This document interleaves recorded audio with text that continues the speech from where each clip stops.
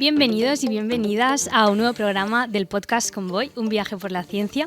Y hoy vamos a hablar de un tema que a lo largo de los años ha evolucionado muchísimo y no es otro que el turismo. Y vamos a hablar de qué experiencias buscaba la gente antes cuando elegía un destino y de qué es lo que se busca ahora.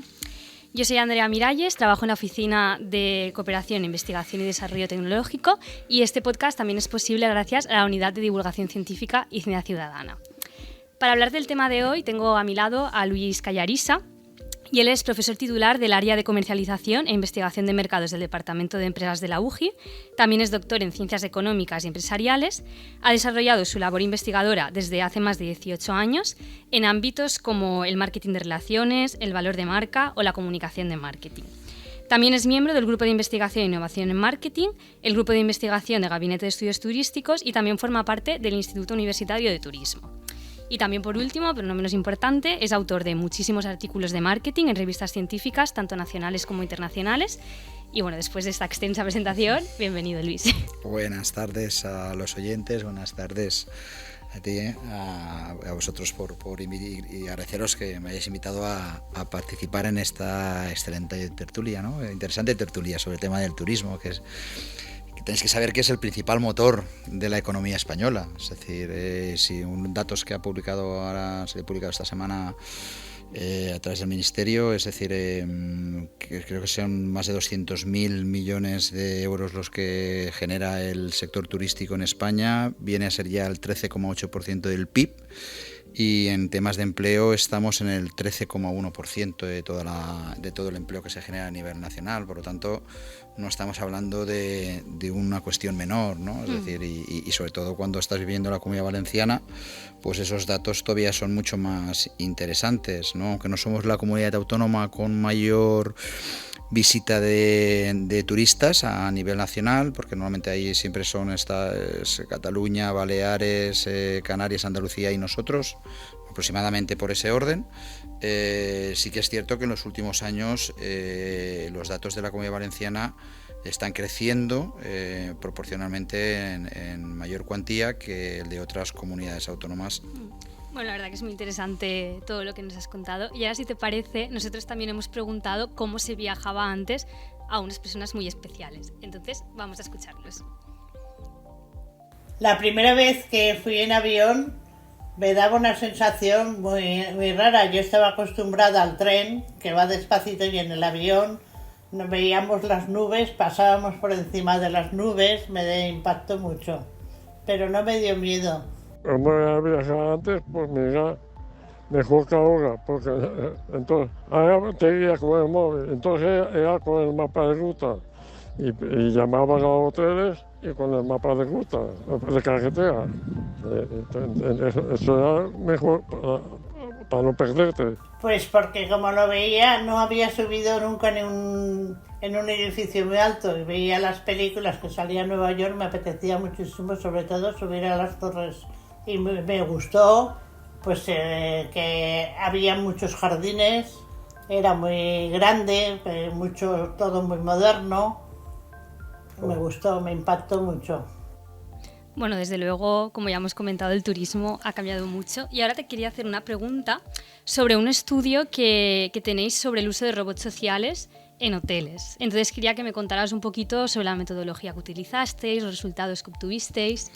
Lo que hicimos es analizar lo que se estaba haciendo y a partir de ahí planteamos una serie de cuestiones y pues bueno, hicimos varias tentativas para conseguir un proyecto para poder analizar eso con mayor detenimiento y al final conseguimos el proyecto del Ministerio y luego el proyecto que nos dio la propia Universidad de Champenois, ¿no?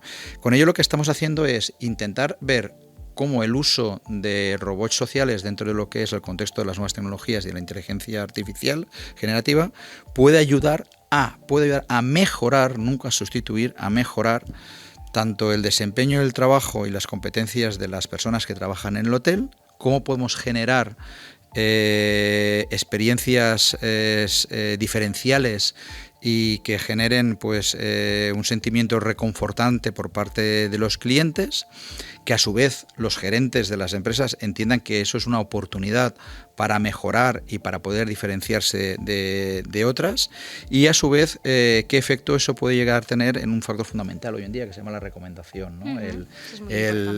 Efectivamente, el peer-to-peer, lo que es toda la parte del IWOM y demás, ¿no? Es decir, cómo eso ayuda o cómo queda reflejado en las reseñas que dejan las personas como consecuencia de sus experiencias en distintos ámbitos. En este caso, en lo que nos competía a nosotros, en el ámbito del hospitality, de lo que es el hospedaje de hotelería y de hoteles básicamente. Bueno, contactamos con contactamos con varias empresas y al final nos decantamos por una empresa ubicada en Madrid, ADD Robots, de Futura Vive, que ahora pues se ha integrado en un grupo mayor, y a través de ellos pues les planteamos un poquito el proyecto que teníamos entre manos, les pareció interesante participar en él y conseguimos que nos alquilaran pues durante unos días pues 2 robots. Teníamos a un robot con aspecto, no vamos a decir que un aspecto más robótico, pero que se asemejaba a una persona, pero sin llegar a serlo, pero tenía más aspecto robótico que demás, pero tenía muchísimas funcionalidades porque tenía una tablet que te permitía interactuar con él, que se llamaba Tokio, y que además era el primer robot adivino del mundo. Es decir, tú te ponías delante de él, te adivinaba el sexo, la edad, tu estado de ánimo, era súper interesante, ¿no? Y además tenía un juego, un GITS, que te permitía, pues bueno, si contestabas las preguntas que te iba planteando, pues te daba un premio que nosotros canjeábamos por una consumición en el hotel, ¿no? Ese era uno de los robots, que era Tokio, y el otro era Nairobi. Nairobi sí que era un robot totalmente humanoide, era una robot, porque era una robot de sexo femenino, muy guapa, que bueno, tenía más limitaciones en cuanto a la prestación de servicios que podía llegar a realizar. Tokio podía llegar a realizar hasta 25 servicios distintos. Nairobi estaba más limitada, era más, o sea, tú con Nairobi lo podías utilizar como una interface a través del cual tú te podías comunicar con el huésped del hotel, pero eras tú en realidad quien estabas detrás de los robots, y los robots simplemente lo que te hacía un poco como ventríloco, ¿no? Es decir, hacía esas funciones, aparte de, bueno, pues tenía capacidad para mover, tenía capacidad para demostrar distintas expresiones faciales, y poco más. Es un robot que llama mucho la atención porque tú lo ves y que parece una persona humana, pero luego cuando estás con ella pues tiene sus ciertas limitaciones. Tokio, por otra parte, es un robot que está mucho más experimentado, te da información sobre destinos turísticos, aparte de las cosas que os he dicho antes, o de las funciones que os he descrito antes. Te puede llamar un taxi, te puede reservar un taxi, te puede hacer una reserva para cualquier tipo de evento, podría incluso facilitarte lo que es el uso de llevar las maletas y demás. O sea, están más pensados para muchas más funcionalidades, y la verdad es que bueno, pues con ellos lo que fuimos experimentando es lo que os he dicho antes, ¿no? Analizábamos un poquito pues cómo percibían lo que es la usabilidad y la facilidad de uso de esos robots en el ámbito de hospitality. Veíamos un poquito cómo interactuaban las personas con esos robots, y a veces simplemente visualizábamos lo que hacían, y en otras ocasiones lo que les incentivábamos, estando nosotros allí, pues siempre tenía que haber una persona con los robots, siempre. Eso es fundamental para facilitar la interacción, porque en algunos casos lo que hacías es que acercabas un poquito a las personas al robot para decir, oye, no va a pasar nada, vamos a estar en un experimento de la universidad. Teníamos un plotter de la universidad de la Jaume I, o sea, eso lo teníamos ahí bien claro desde el minuto 1 en el hotel. Ahí pues eso, analizábamos lo que era la facilidad de uso y la usabilidad, analizamos lo que era la calidad del servicio percibida en ese hotel, el nivel de satisfacción, todo el tema de la percepción de valor como elemento diferencial de lo que hacía el hotel, todo el tema de la confianza y el engagement que generaba ese tipo de interacción, y luego eso qué repercusión tenía en las recomendaciones finales. Qué bien, qué interesante. Sí. Bueno, pues también relacionado un poco con el sector hotelero, es indudable que otro factor que está muy de moda en el turismo es la sostenibilidad. Y para ello contamos con la intervención de Idoia Ferrero, que ella es profesora titular de la UGI en el Departamento de Finanzas y Contabilidad. También es coordinadora del Grupo de Investigación, Sostenibilidad de las Organizaciones y Gestión de la Responsabilidad Social y Mercados Financieros, y precisamente una de sus investigaciones se centra en analizar los certificados de sostenibilidad de los hoteles. Así que vamos a escucharla. La certificación de sostenibilidad en el sector hotelero es una herramienta clave. Es una herramienta clave porque desde el lado de la oferta, desde el lado de la empresa hotelera, les sirve de guía, les ayuda a identificar qué prácticas tendrían que poner en marcha, ¿no?, para promover la sostenibilidad. Y desde el punto de vista de la oferta, del cliente, ¿no?, que recibe ese servicio, pues bueno, es una herramienta interesante porque les permite identificar qué hotel, ¿no?, pues se acerca más a esa sostenibilidad corporativa, ¿no?, o qué hotel está poniendo en marcha pues esas prácticas de sostenibilidad. Me gustaría matizar que no existe una única certificación de sostenibilidad, ¿de acuerdo? De hecho, en uno de los trabajos que realizamos identificamos un número importante. En primer lugar, me gustaría destacar que estamos hablando de certificaciones voluntarias, por lo tanto la empresa decide voluntariamente si se quiere adherir a una determinada certificación o no. Una vez ha elegido esa certificación, lo que se realiza es una evaluación inicial. A través de esos criterios que tiene la certificación se les evalúa su desempeño en sostenibilidad.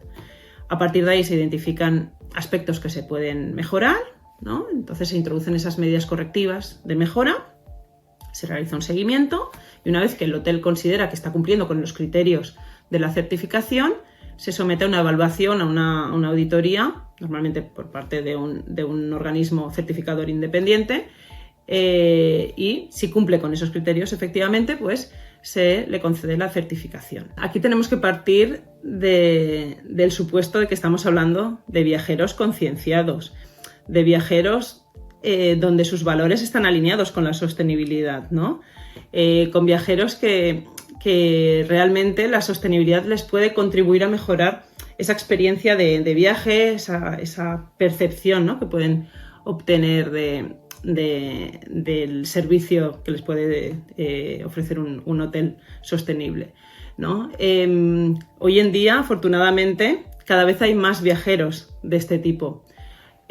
Cada vez el viajero, el cliente de un servicio hotelero, valora positivamente el hecho de que el hotel esté comprometido con prácticas sostenibles, que trate de ser pues cuidadoso con el medio ambiente, trate de generar un impacto positivo en el entorno donde se ubica. Me centraría en 4 retos principales, ¿no? El primero es un reto asociado a la estrategia del hotel, ¿no?, al gobierno corporativo.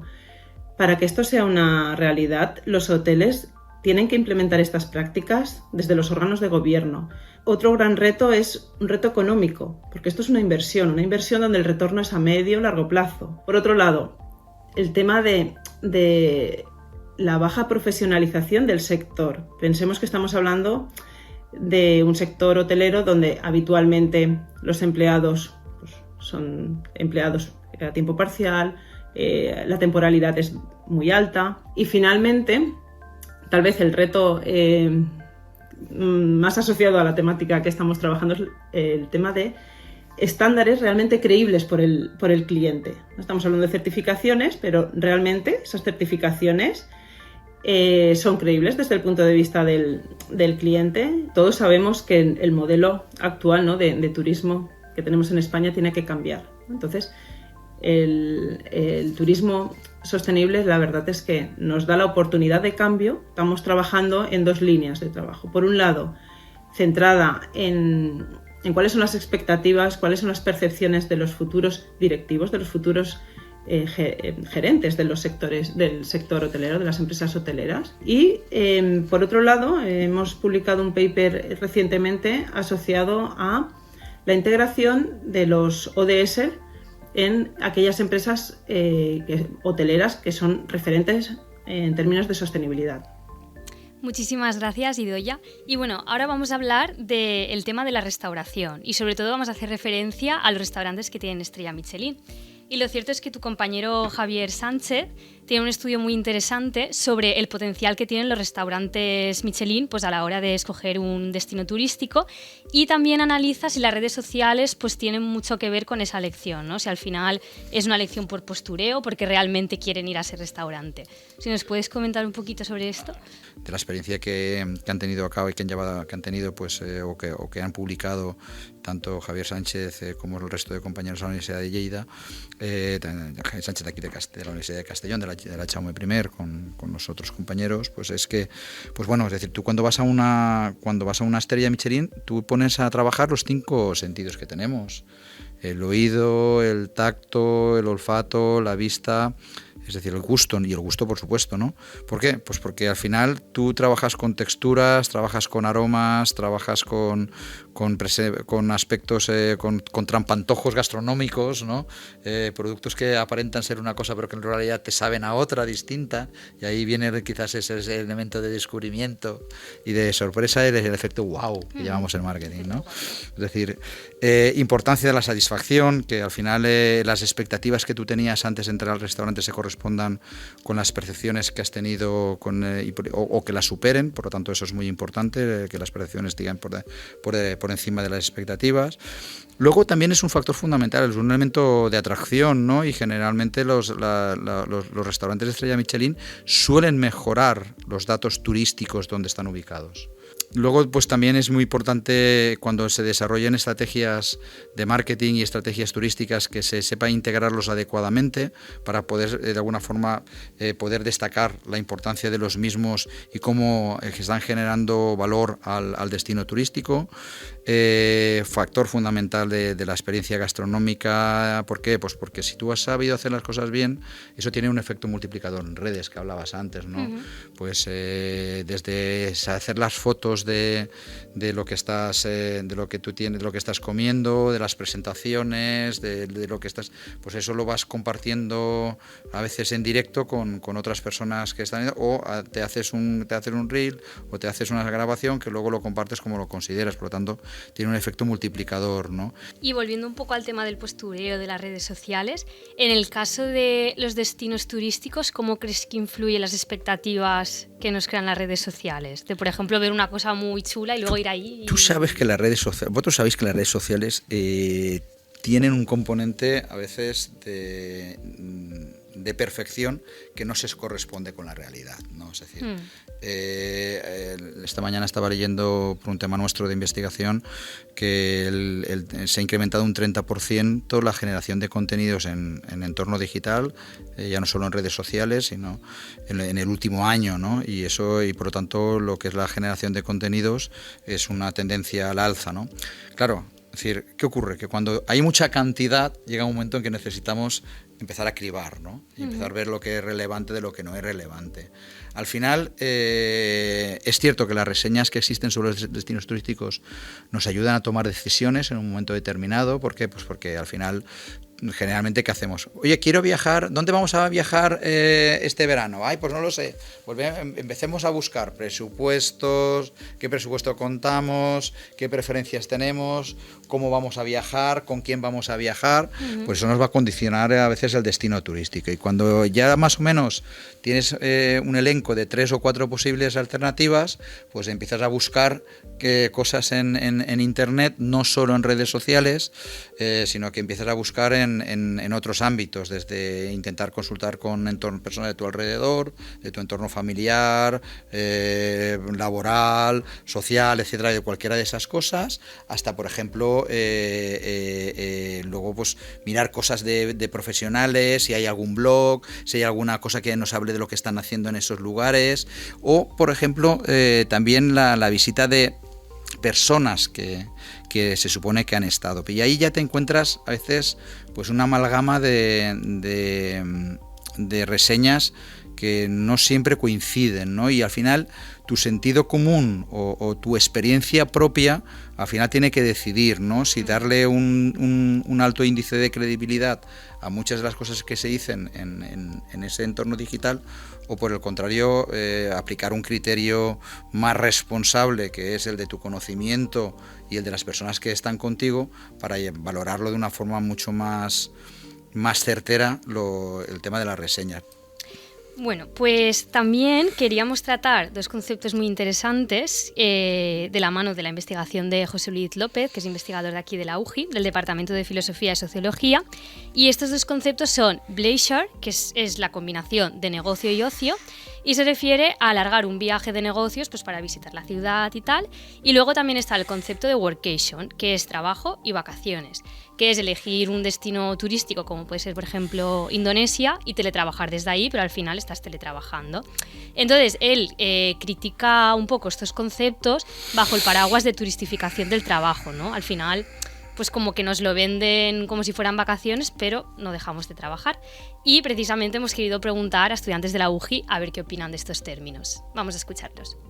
Yo personalmente no conocía los conceptos, pero la verdad es que a mí me parece bien. Yo, si me mandan por trabajo a un sitio, no me iría de allí sin verlo. Y si además lo de teletrabajar también me parece muy bien, porque hay veces que sí que es necesario ir a la oficina, pero hay veces que no. Tanto lo puedes hacer desde otros sitios como desde tu casa, desde donde sea. A ver, me parece bastante ético, bastante bien. Tipo, hoy en día, sobre todo los trabajos de cara al público suelen ser bastante, supongo que explotan bastante. Al menos con esto puedes pasar, aunque sea un rato libre, o al final estás trabajando, no estás perdiendo el tiempo, y si tienes un poco también de tiempo para disfrutar un rato, me parece bien. A mí me parece una forma de distraer a la gente, una forma de excusar las condiciones de trabajo y el poco tiempo libre que se tiene en general, y una forma de como contentar a la gente. En plan, les mandas a un sitio y es como te vas de viaje, de vacaciones, pero realmente no son vacaciones, estás trabajando. Aunque extiendas ese tiempo, sigue siendo un tiempo o un lugar al que has ido a trabajar, no es realmente unas vacaciones.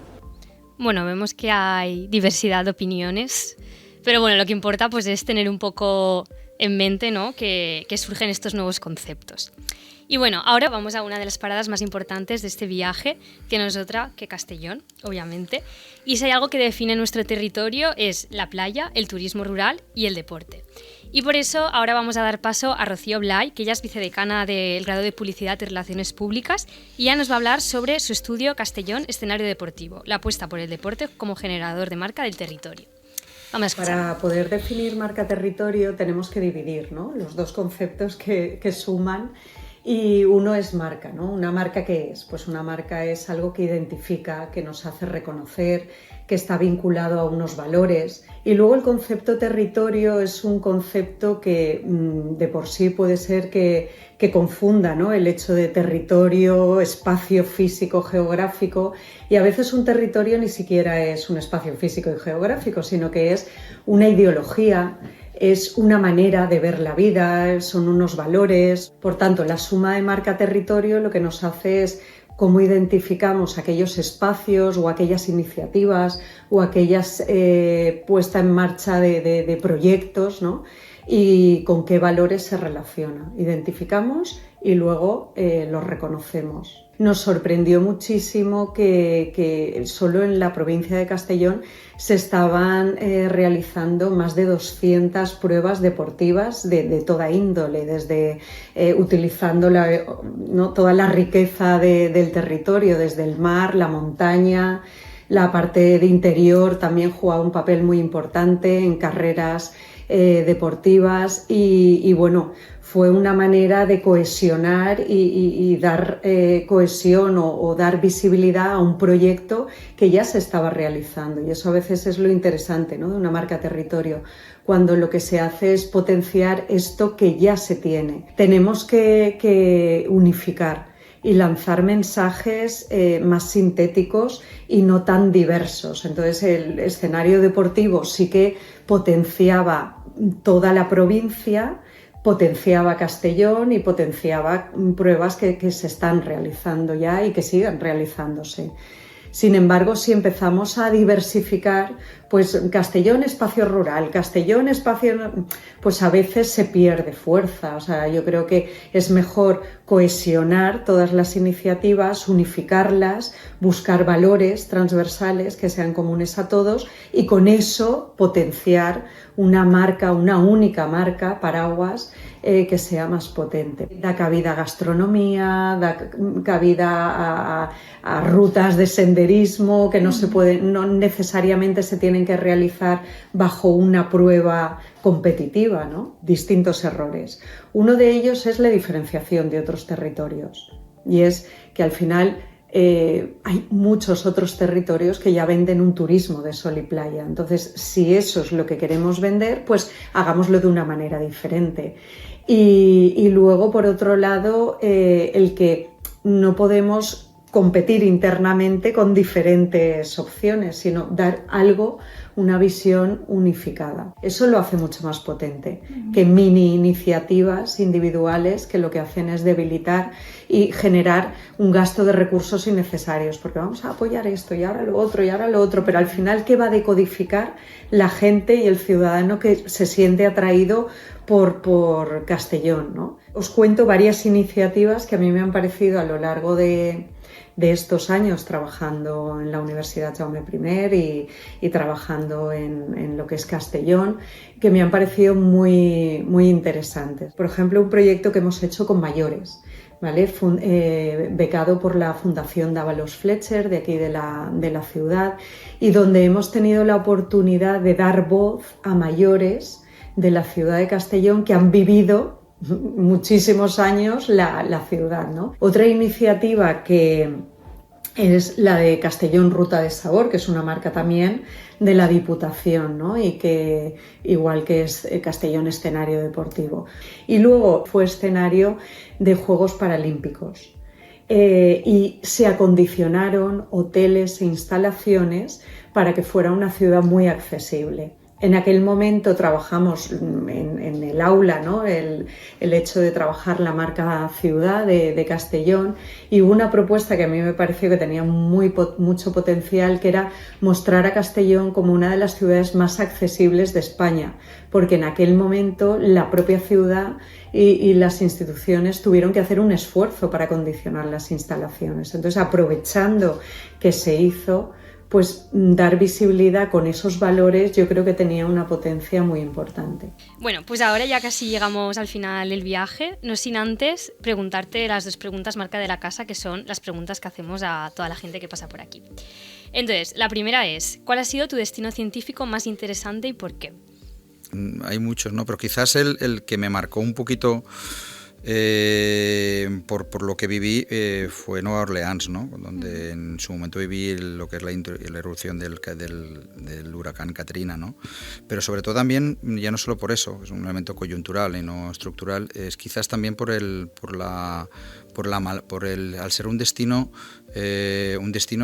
donde existía una mezcla de culturas, ¿no? Estaba presente la cultura criolla, la cultura americana, la cultura francesa, la cultura española, la cultura caribeña también. Es decir, había ahí un mix de elementos intangibles, porque la cultura es un elemento intangible, y elementos intangibles que de alguna forma pues le daban esa personalidad a lo que era Nueva Orleans, y luego en la propia universidad, ¿no? Como la forma en cómo se desarrollaban las clases, la manera en cómo nos relacionábamos allí con los alumnos y ellos con nosotros y con los profesores y demás. Pasa que bueno, pues, al final pues no acabó como no me hubiese gustado que hubiese acabado, pero la verdad es que yo creo que me ayudó muchísimo. Y la segunda pregunta es, ¿qué le dirías a un joven investigador o investigadora para iniciarlo en el campo de la divulgación científica? Inquietud.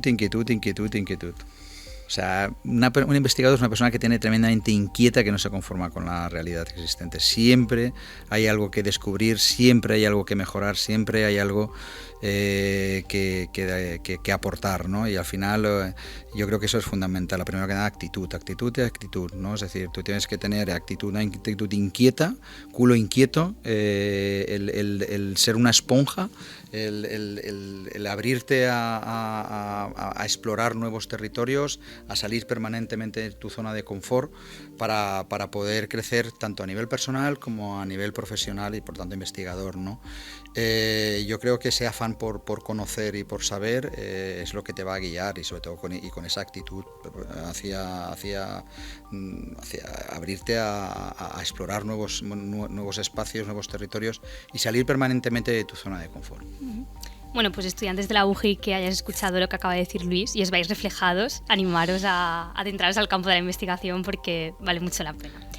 Y bueno, pues ya te tengo que decir adiós, Luis. Ha sido un viaje muy entretenido y muy interesante. Y nada, esperamos que también os haya resultado interesante a vosotros y nos vemos en el siguiente programa FENConvoy por la Ciencia.